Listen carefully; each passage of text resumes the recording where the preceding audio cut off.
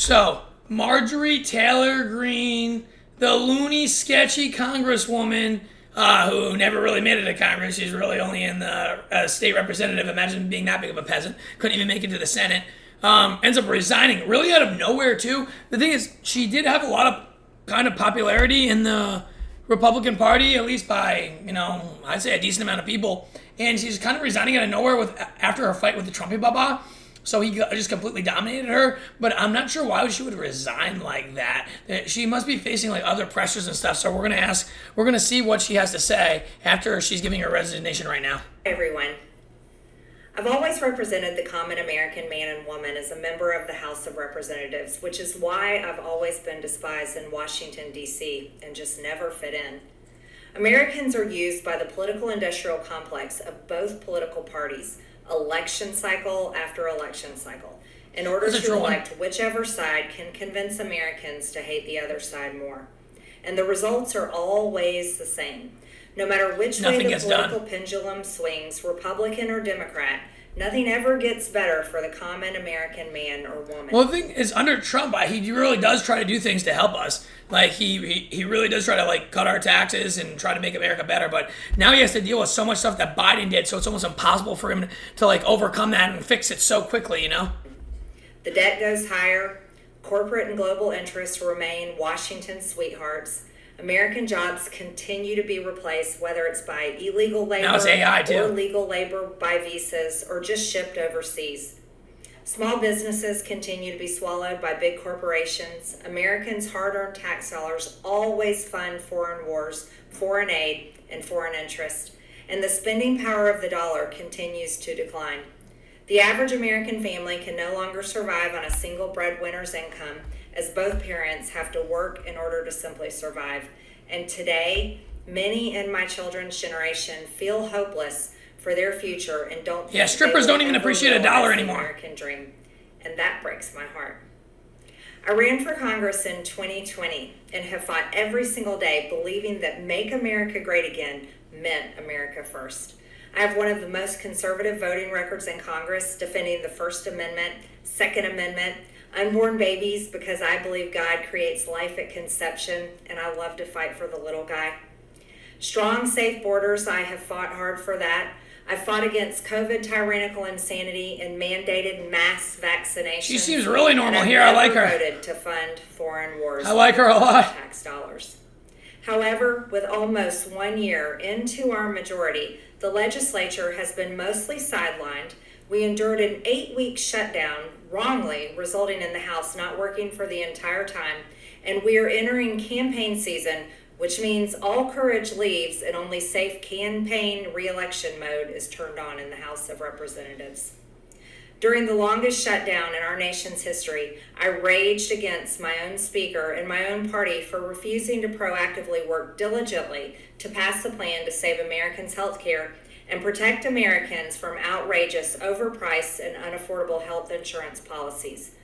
The House should have been in session working every day to fix... Well, the thing is, we need to just get rid of all benefits for everyone. The government shouldn't pay for anyone anymore. You shouldn't have any health benefits for the government. You shouldn't be able to get food stamps. Screw everyone. You work for your own money. If you don't work for your own money, then be dead in the street. You don't deserve anything. It's so annoying that I have to pay for all these people. I get $2,000 out of my check every single month for no reason to pay for these other people. I've never gotten any benefits. They wouldn't even give me unemployment when I didn't have a job. It's a joke. It's a laughingstock how we have this social safety net for all these sniveling, worthless cowards on the side of the road who are sneaky little devious, treacherous weasels who suckle at the teat of society and ruin everybody else. They're like the malnourished little baboons that they are, taking everything from everybody else when everybody else has to work for them. It's so disgusting. It's literally, it's like we're indentured service to these scum who leech off the government and we don't get anything for it.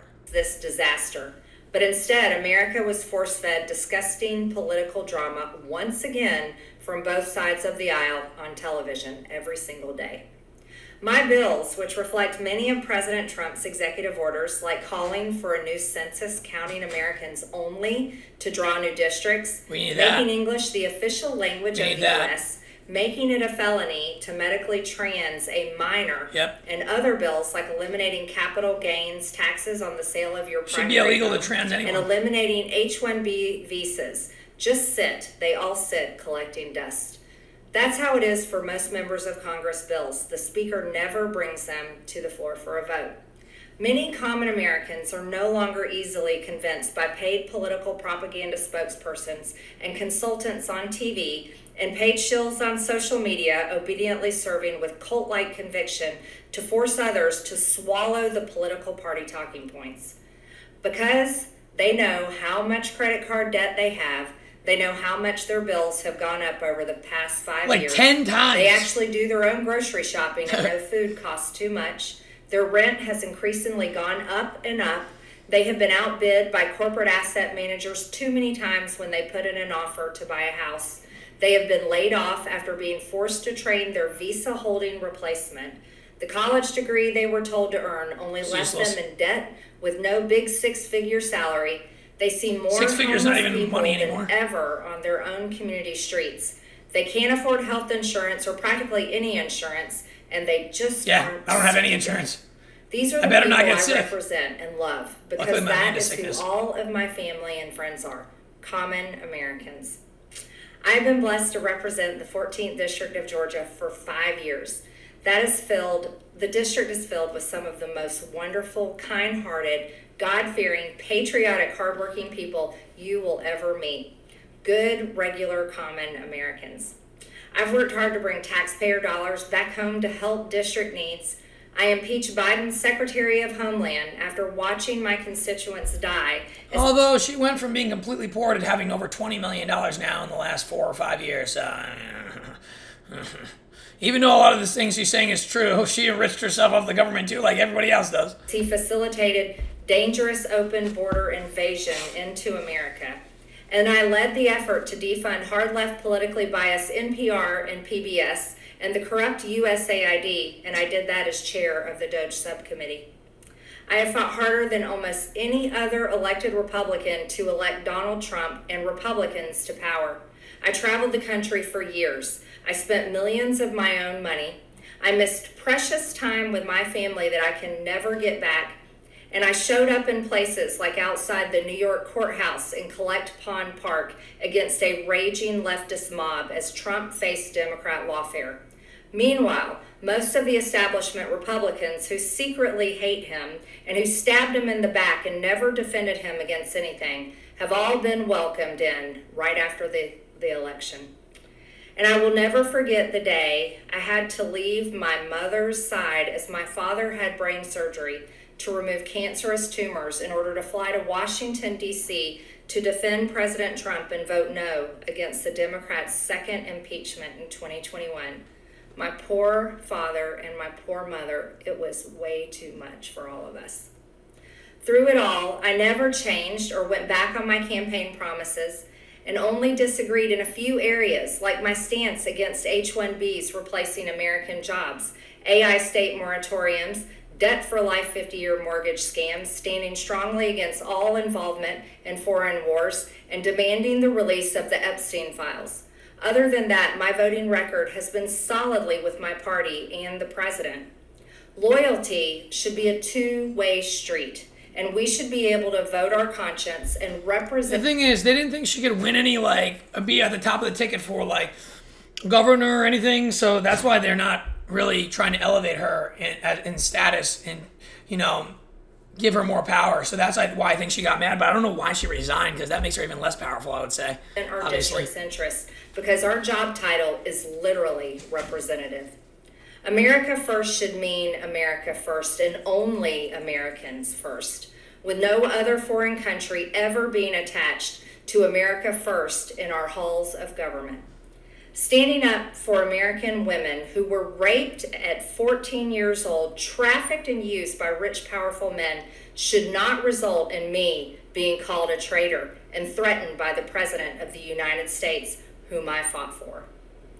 However, while yes, hurtful, my heart remains filled with joy, my life is filled with happiness, and my true convictions remain unchanged, because my self-worth is not defined by a man, but instead by God, who created everything in existence. You see, I have never valued power, titles, or attention, in spite of all the wrong assumptions about me. I do not cling to those things because they are meaningless and empty traps that hold too many people in Washington. I believe in term limits and do not think Congress should be a lifelong career or an assisted living facility. Good. My only goal and desire has ever been to hold the Republican Party accountable for the promises it makes to the American people and put America first. And I have fought against Democrats' damaging policies like the Green New Deal, wide open, deadly, unsafe border policies, and the trans agenda on children and against women. With that has brought years of non-stop, never-ending personal attacks, death threats, lawfare, ridiculous slander and lies about me that most people could never withstand, even for only a the maestro day. could. It has been unfair and wrong, not only to me, but especially to my family. But it's been wrong to my district as well.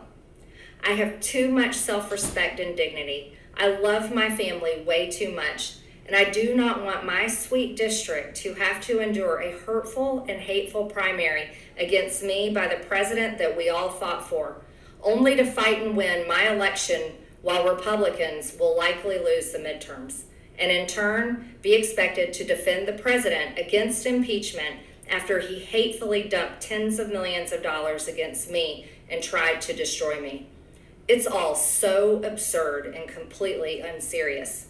I refuse to be a battered wife, hoping it all goes away and gets better. If I am cast aside by the president and the MAGA political machine and replaced by neocons, big pharma, big tech, military-industrial war complex, foreign leaders, and the elite donor class that can never ever relate to real Americans, then many common Americans have been cast aside and replaced as well. There is no plan to save the world or a 4D chess game being played.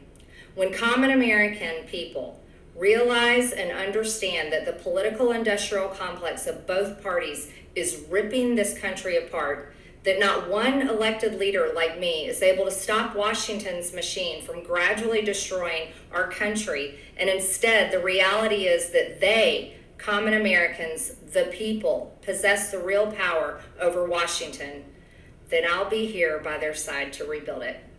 Until then, I'm going back to the people that I love, to live my life to the fullest as I always have, and I look forward. Sweet home Alabama. Yep. I mean, most of the stuff she said was true. She did a good speech right there. I mean, well, what do you guys think? I don't know. Should she have resigned? What should she have done? What do you think her motives actually were? I mean, she knew she was going to lose. That's probably why she resigned, obviously. And going up against the president right now is not going to be good for her. And I don't think the whole thing why he was calling her a traitor is because of the Epstein files, because they're releasing them. But he's been calling her that because she's been like trashing him on Twitter and like all these things for the last like 6 months. So that's why he called her a traitor. But I don't know. I mean, obviously some of the stuff she says is true, but then she enriched herself just like everybody else. All these people do the same things, and obviously all they want is power. So, I mean, she can say one thing and she can want the other thing. So, it's all sketchy. But anyways, hope you guys liked that video. And with that, the Maestro never gives up.